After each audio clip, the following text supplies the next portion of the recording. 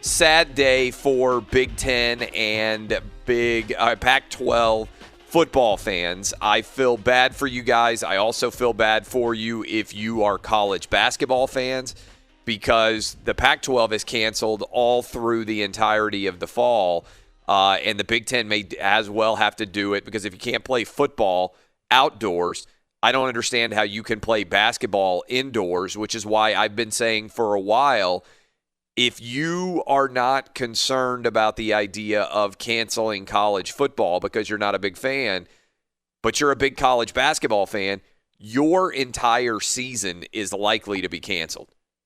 For a second straight season, it is likely that we are not going to have March Madness unless somehow a bubble environment is created for college basketball. Maybe that's easier to do for college basketball because there are a lot fewer players involved than there are for college football.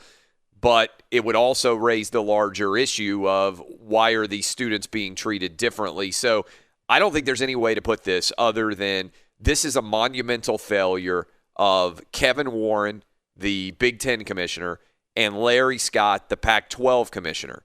They have cost their student athletes immensely, and I believe have done tremendous damage to the overall brand of the Big Ten and the Pac-12, and I actually feel sorry for Big Ten fans out there and for Pac-12 fans out there, because you guys know, I probably, of anybody who does national radio, love college football more than any other host out there, and I am fighting as hard as I can, using my platform, using my audience to try and keep college football going this fall, because the data to me is straightforward and clear. Kids need to be back in school. And by the way, my kindergartner, my youngest kid, goes to in-person kindergarten today. When I finish this program, I am going to go downstairs, eat breakfast with him, and then walk him to his first day of kindergarten, which, by the way, I may end up crying, because I'm actually sometimes sensitive, believe it or not. Gonna blow myself up here, because my final kid going to school for I work from home, so I have my kids around me all day long when they're home from school when they're young, and this now will be the third of my kids to now go to school, and so I'll have them out of the house theoretically all day, every day now. Now, the truth of the matter is my fourth grader is doing online learning for the next 2 weeks, because our county, my kids, my two youngest, are in public school, and our county has a hybrid system set up right now where kindergarten through second grade are going in person, and third grade to the seniors are right now remote for the first 2 weeks. We're hopeful that after those first 2 weeks, they're going to be back in person, everybody. So I'll still have, for the moment, my 9-year-old home with me. But I'm going to be walking to school, and I'm going to be dropping him off. And I'm probably going to tear up a little bit, because that'll be, unless I can convince my wife to have a fourth, and she doesn't seem to want to have a fourth kid right now, that'll be it for me in terms of having kids who are too young not to be in school. So I want my kids in school in person, notwithstanding the fact that I'm going to be sad to see the youngest going to kindergarten today. And that's because the data all reflects that kids need to be doing in-person school, whether they're kindergartners like my youngest or whether they are at grad school age. And so as a part of that, if you're going to have kids on campus, if you're going to have them in classrooms and dorms, I don't understand how it's too dangerous to play college athletics in the fall if you're opening up all of these schools. That logic doesn't compute for me. Moreover, you've already been allowing these players to train for months on campus. So how in the world is it suddenly not safe to actually compete? It just, none of this makes logical sense. I believe the Big Ten and the Pac-12 both succumbed to fear porn. It's easy to allow yourself to be overcome by fear if you just sit around and think about bad outcomes all day long, every day, or if you only look at anecdotes. But that's why you need to look at data. And I keep hammering this because it's so significant. College-age kids are more likely to die in a traffic accident driving to campus than they are from the coronavirus on campus. They are more likely to die of the flu, the seasonal flu, college-age kids, than they are to die of the coronavirus. They are more likely to die of drug overdose on campus. They are more likely to die, unfortunately, of alcohol issues on campus. They are more likely to be murdered. They are more likely to be commit suicide. All of these things are wildly more likely ways, unfortunately, for college-age kids to die than from the coronavirus. We don't ever shut down, in my life or your life, any of these leagues over a seasonal flu. It's more dangerous to kids for the seasonal flu. I mean, it's crazy to me. This is just madness. This is an example of adults who should be making rational, reasonable decisions that are making disastrous choices. And I got to give credit to the SEC, the ACC, and the Big 12, who so far are willing to continue to fight against the cancellation of the college football season and at least wait until later in the year and see how things are going on campus and also how overall coronavirus infection rates are going to look come around Labor Day, which is still several weeks from now, as opposed to right now. And by the way, the data reflects that the number of coronavirus cases in the South is going to be way, way lower by Labor Day than it is now, because states like Texas and Florida and many others all appear to be on the backside of their outbreaks, declining substantially over what we have seen so far in the South. And if that is true and the data continues to travel in the direction that it appears it is going right now, by Labor Day, there are going to be far, far less coronavirus cases in the South, which is primarily where the Big 12 and the SEC and the ACC are located, than there are in any other time right now. So this, to me, is just a failure. And again, what I feel the most is I feel sad for Penn State fans, for Ohio State fans, for Michigan fans. For Nebraska, I went and bought a Cornhusker shirt yesterday because I respect Nebraska's fighting of the Big Ten decisions more than anybody. I respect Scott Frost, Jim Harbaugh, Ryan Day, and James Franklin for all coming out in favor of playing and supporting all their student athletes. And ultimately, I just feel like in the Big Ten in particular, they really yanked the rug right out from underneath the players. I mean, last week, on this very day, the Big Ten released their fall football schedule. If you are going to release your fall football schedule on Wednesday of last week and then cancel the season 6 days later, what kind of leadership is that? You are yanking these kids around and not providing any sort of substantive, intelligent, rational adult leadership for them at all. It's just an abject failure in my opinion. I want to bring in the crew. Do you guys feel the same way as me, Danny G, that ultimately the Big Ten and the Pac-12 leadership failed their students, their fans, and all the alums out there? Because frankly, I just don't understand and continue to not understand how can these Big Ten schools be opening with students on campus and arguing that's safe, and then simultaneously also saying, but not safe enough to play sports. Those two things don't compute for me. Yep. And you were talking about how you may be crying later this morning. Somebody yesterday who I saw crying nearly in tears on, I'll just call it a channel since they called you a host or didn't put your name on it at all. But Feinbaum was on yesterday afternoon. He was almost in tears. And that's the way all college fans feel. Miserable decision by the school presidents, bringing the players back, putting them through this crazy protocol, all these protocols. That's right. For months. Yeah, only to cancel the season. No padded practices had even taken place, but you put them through all this mess. And the thing is, the protocols were working. Yeah. And that is the most frustrating part. Then you tease the fans by releasing these schedules, which you were so excited to read on the air last week.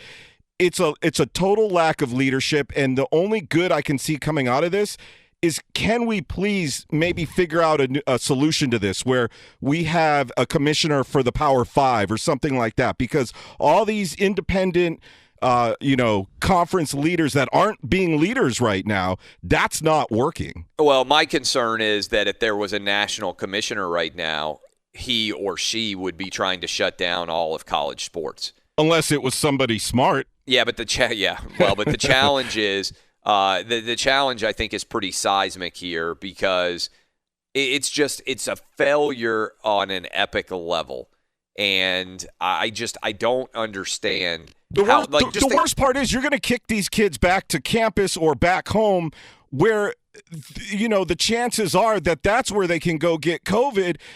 We've talked about this so much on the show. They are safe inside their program. Yeah, they're more likely, and that's an interesting question, because they are far. If you are truly concerned about the coronavirus, it doesn't compute for me that you could be opening your campus for any in-person instruction or any dormitory living at all. Like, again, I am on the record. I think all kids need to be back in school. But these Big Ten schools that are welcoming students back to campus, the players are by far more likely, if they are going to get the coronavirus, to get it going to a lab or get it going to introductory English classes or science classes or whatever else, than they are from the highly skilled protocols that have been designed to avoid them getting sick. And let me say this. I don't know, like the NCAA here, I don't think they're going to play in spring, all right? So everybody out there who's like, well, they're just going to play. No, they're not. They're not going to play in spring, because the same concerns that exist in September that are keeping them from playing are going to exist in February or March, except more significantly because these are college kids who you then would be requiring to play 20 or 24 games in the space of about 7 or 8 months. There's no way to justify 2 football seasons. And coaches are recognizing that. Their bodies are young. They can't go through that. Not to mention, it would be like a JV squad, because everybody who has a hope of going to the NFL is not going to play in the spring. But here's a larger issue, by the way. How is this going to work for scholarships now? Because let's say your son is a sophomore at Ohio State right now. Okay, he's not getting to play his sophomore season of football. But all of a sudden, you're going to be bringing in a brand new, maybe I should make it a senior. He's a senior, but he's not good enough to be able to go to the NFL. So he's not getting to play his final year of college football. But then you are bringing in a whole new batch of freshmen starting, ridiculously enough, in January, right? When the new semester starts, because many kids are midterm enrollees. But you only have 85 scholarships for football. So are you suddenly going to get 100 and whatever the math is, 110 scholarships, where you get an extra 25 because your freshman class is going to be arriving sooner rather than later, and your senior class is not getting to finish their college football careers? So is everybody going to get an extra year in the Big Ten and the Pac-12? And if so, that's going to blow up all of the scholarship limitations. It's also going to exist for all fall sports. I'm just using college football as an example. But if it's for golf, I think golf is a fall sport. I don't even know what all the fall sports are. I think volleyball is a fall sport. Whatever all the fall sports are, they all are going to have major scholarship-related issues. And if this is going to exist for a full year, which I think is going to be the case in the Big Ten and in the Pac-12, you're going to have major scholarship issues across the board for all sports. That is going to be a mess, a pretty substantial mess. Dub, what stands out to you about the Big Ten and the Pac-12 decision other than them being total cowards and being illogical and failing at leadership? Well, what stands out to me is this tweet that I saw yesterday afternoon around 3:30 from a gentleman named Sean Callahan who works for Rivals and covers Nebraska in the Big Ten. He said that Wisconsin AD Barry Alvarez said teams will get to stay on a 20-hour week in the fall with workouts and drill work. So essentially, these teams are still going to practice together. Yeah. They're still going to work out together. They're still going to go to class with other students and go to study hall and all that stuff. But the one thing they can't do is play football games. It is absolutely ridiculous. It doesn't make any sense. It doesn't make right. any sense at all. It's like, okay, does the virus know that they're only practicing and not playing games? Obviously not. So, I mean, when I saw that tweet, it honestly just infuriated me that was going to be the case, that all these teams, all these kids, they're going to still put in all the work, but they're not going to get that game on Saturday to really, show out on the field. And it's just totally ridiculous. One of the things that's ironic to me is Kevin Warren, who is the Big Ten commissioner who canceled the season, has a son who plays for Mississippi State in the SEC. His son may play college football this year, and he didn't allow anybody's sons in the Big Ten to play. I mean, that's pretty crazy. What about you, Eddie Garcia? What stands out to you? I know you're a huge college football fan as well as I am. What do you think about this decision, Big Ten, Pac-12? Well, first of all, to Dub's point, when I played high school football, weight training and practice was hell. The game was heaven. And that's so why you did all Yes, of it. exactly. So you're going to tell these guys they got to bust their ass all year round, but they're not going to get any games? Yeah, I mean, I would pass on that, frankly, if I was a football player.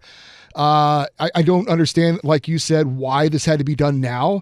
And I'm still stunned that the Big Ten was one of the first teams to tap out, or was, I guess, the first team technically to tap out. I mean, the SEC to me is number one, but for me, I think the Big Ten, Ohio State, Michigan, Penn State, Wisconsin, Iowa, I just can't imagine not having a college football season without these teams taking part in it. Yeah, and I can't imagine being a fan right now because I feel like your conference just basically walked up and smacked you right in the face. And said, we don't care about you. And we don't care about data, and we don't care about basic analysis of risk. We just are going to curl up in the fetal position. But to your point, Eddie, I mean, I think there are a lot of players probably feeling like you do. Like, why would I want to work out for 20 hours all semester, busting my ass, when you're not going to allow me to play college football this year? I mean, I'm not saying they shouldn't stay in shape, but training for football is a lot different than training like you and me are going to go to the gym and work out. I mean, it's pretty intense. And again, to Dub's point, if you're able to do everything but play the games, where is somebody out there saying, oh, hey, the game – look, football's not safe. There is far – to me, the risk to these players of serious injury is more substantial playing the game of football than it is from actually the coronavirus.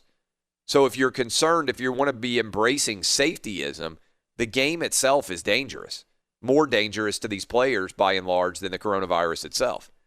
Roberto, you think it's as crazy as everybody else? Well, I know the Pac-12 schools, I think a lot of schools or campuses are not opening, right? They're doing it from virtual. I think there are more Pac-12. I'm not sure all of the schools. I think somebody look into that. I think the Arizona schools are planning on being open. I know that the California schools are not planning. No, they're not. Yes. Yeah, and I'm not sure what's going on in Washington or Oregon. So I can understand that maybe that being the reason. Well, because the schools are being virtual, but in the Big Ten, if schools are opening, which is going to happen in dumb. the ACC and the SEC and the Big 12 as well, which is why I think those three conferences are sticking to the idea to play. Yeah, then that's very idiotic then. I want to encourage all of you out there, by the way, as we get ready for Jeff Schwartz, who actually played football at Oregon. I'm curious what he thinks about the decision to cancel Pac-12. He's going to join us next.